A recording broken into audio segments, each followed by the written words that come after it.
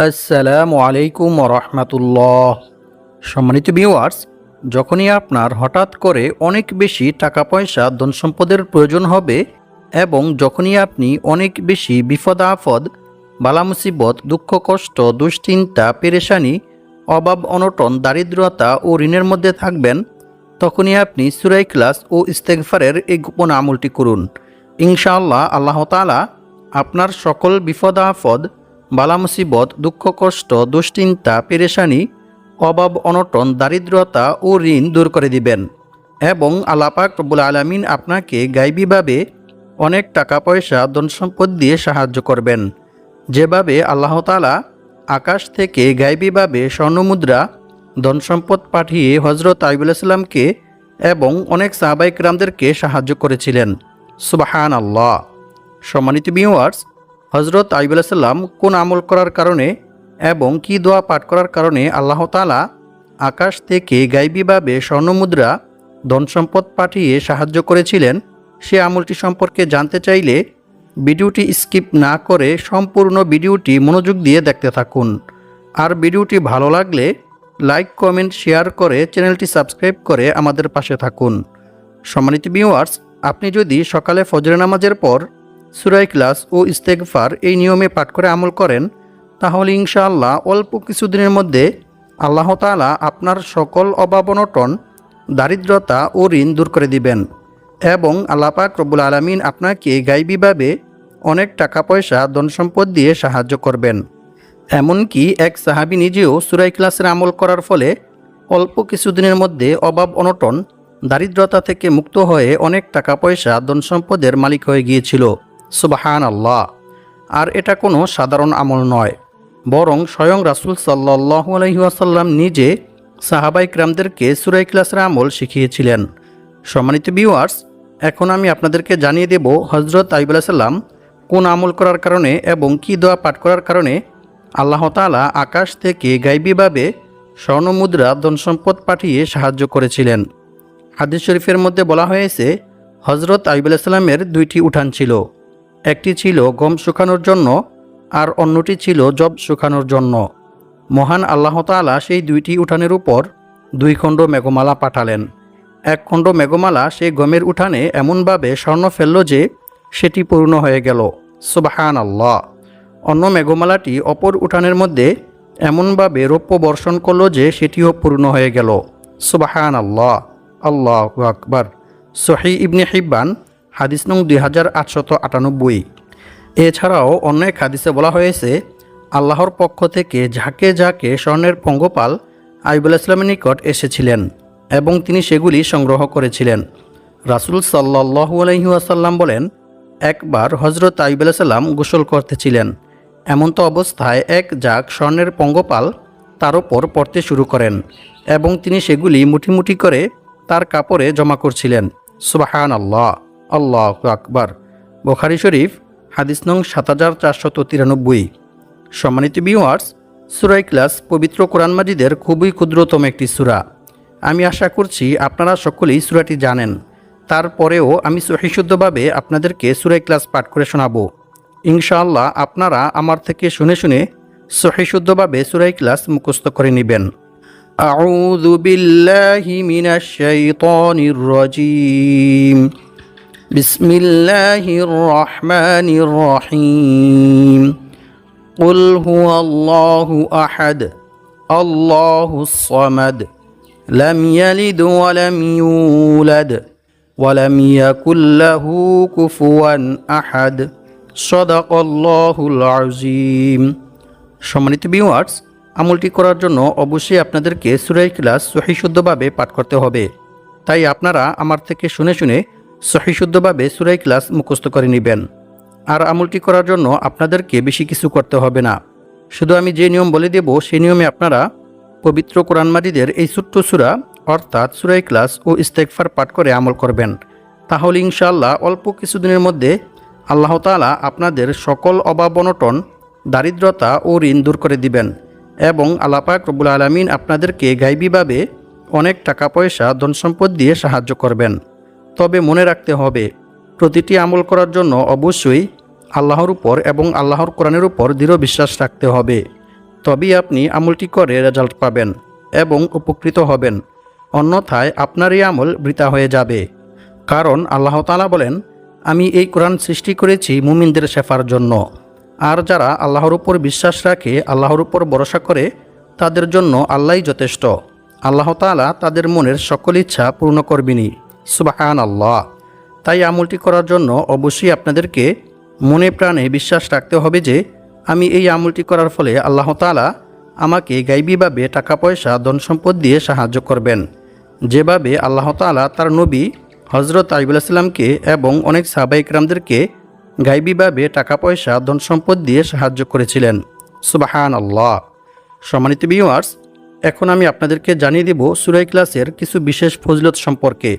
যে ফজিলতগুলি সম্পর্কে জানলে আপনারা বুঝতে পারবেন যে সূরা ইখলাস কতটা গুরুত্বপূর্ণ এবং মর্যাদাপূর্ণ একটি সূরা। এক সাহাবী যুদ্ধের ময়দানে নামাজের ইমামতি করার সময় বারবার সূরা ইখলাস পাঠ করেন। অন্য সাহাবীরা যুদ্ধ থেকে ফিরে এসে রাসূল সাল্লাল্লাহু আলাইহি ওয়াসাল্লামকে এই বিষয়টি সম্পর্কে অবগত করেন। রাসূল সাল্লাল্লাহু আলাইহি ওয়াসাল্লাম তাদের এই কথা শুনে বললেন, তোমরা তাকে গিয়ে জিজ্ঞেস করো কেন সে এই রূপ করেছে। সাহাবীরা যখন তাকে জিজ্ঞেস করলেন, তখন সেই সাহাবী জানালেন, এ সূরায় আল্লাহর গুণাবলী বর্ণিত হয়েছে, তাই আমি এই সূরাকে ভালোবাসি। অতঃপর সাহাবীরা যখন রাসূল সাল্লাল্লাহু আলাইহি ওয়াসাল্লামের কাছে গিয়ে এই কথা বললেন, তখন রাসূল সাল্লাল্লাহু আলাইহি ওয়াসাল্লাম তাদেরকে বললেন, তোমরাও তাকে গিয়ে বলো আল্লাহ তাআলাও তাকে ভালোবাসেন। সুবহানাল্লাহ। বুখারী শরীফ, হাদিস নং 7375।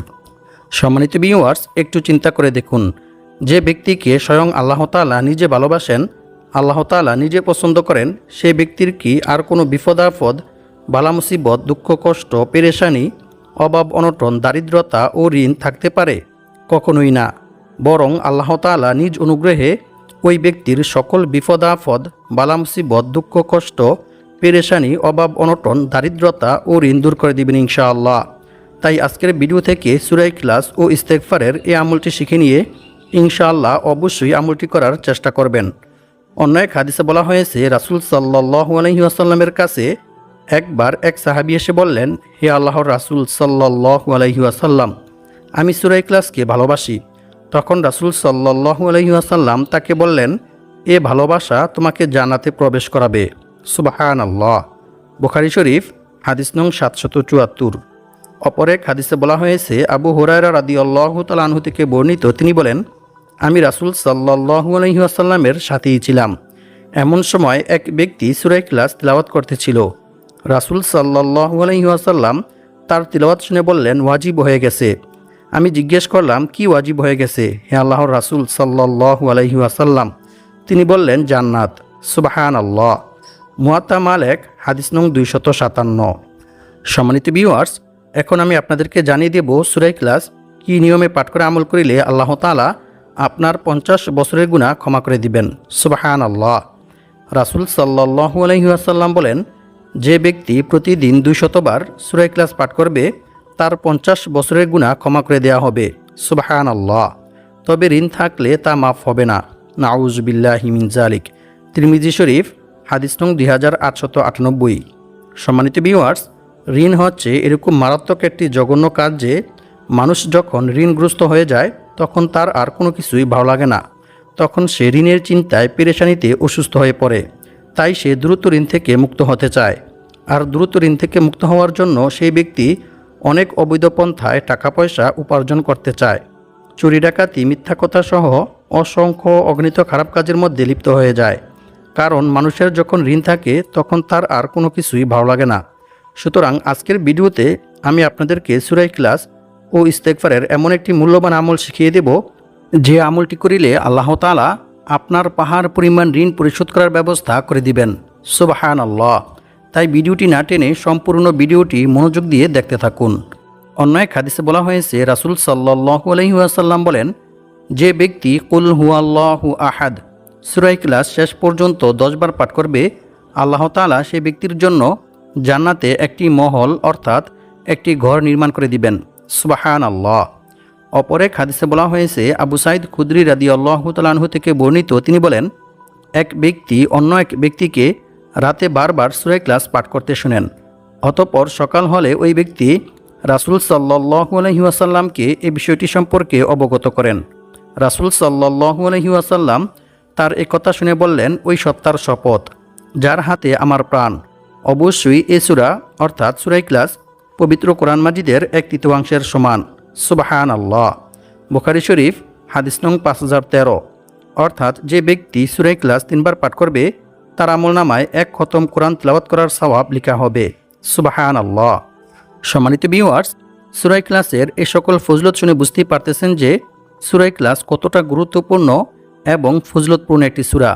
তাই আপনারা যদি আমার বলা নিয়ম মেনে সঠিকভাবে সূরা ইখলাস ও ইস্তেগফার এই নিয়মে পাঠ করে আমল করেন, তাহলে ইনশাআল্লাহ অল্প কিছুদিনের মধ্যে আল্লাহ তাআলা আপনাদের সকল অভাব অনটন, দারিদ্রতা ও ঋণ দূর করে দিবেন এবং আল্লাহ পাক রব্বুল আলামিন আপনাদেরকে গায়বীভাবে অনেক টাকা পয়সা ধন সম্পদ দিয়ে সাহায্য করবেন।